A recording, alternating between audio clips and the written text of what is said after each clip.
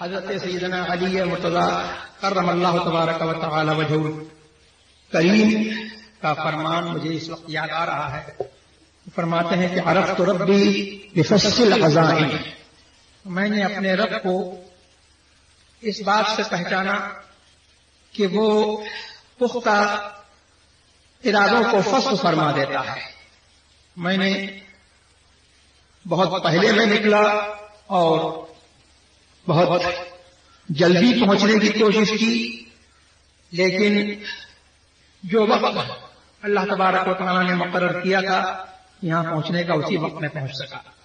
راستے میں گاڑی بھی بگڑ گئی اور مختلف قسم کی رکاوٹیں پیش آتی رہیں. بہرحال نیت المؤمن خیر من عملی سرکار کا ارشاد ہے.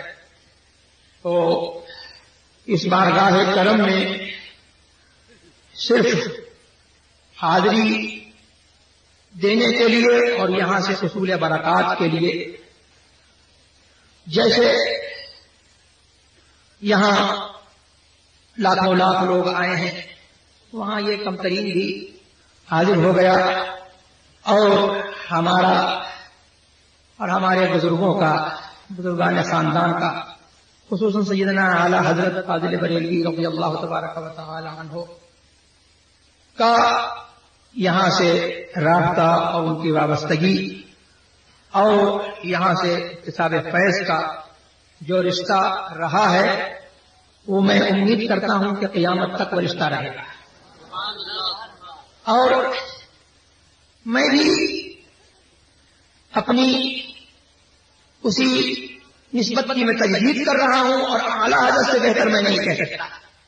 اعلیٰ حضرت نے اپنے وقت میں اپنے لیے کہا تھا، میں آج اعلیٰ حضرت کی زبان میں اپنے لیے عرض کر رہا ہوں اور سارے خانوادہ اعلیٰ حضرت کے لیے عرض کر رہا ہوں کہ کیسے آقاؤں کا بندہ ہوں رضا سبحان اللہ میری سرکار سبحان اللہ.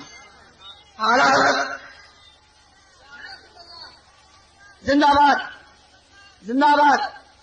اعلیٰ حضرت عظیم البرکت فاضل بریلوی رضی اللہ تبارک و تعالی عنہ نے اپنی نسبت غلامی استوار کی اور اپنے اشعار میں، اپنی تحریروں میں، اپنے کردار سے یہاں کی غلامی پر فخر اور ناز اور انتشار اور فرحت کا اظہار جو ہے فرمایا.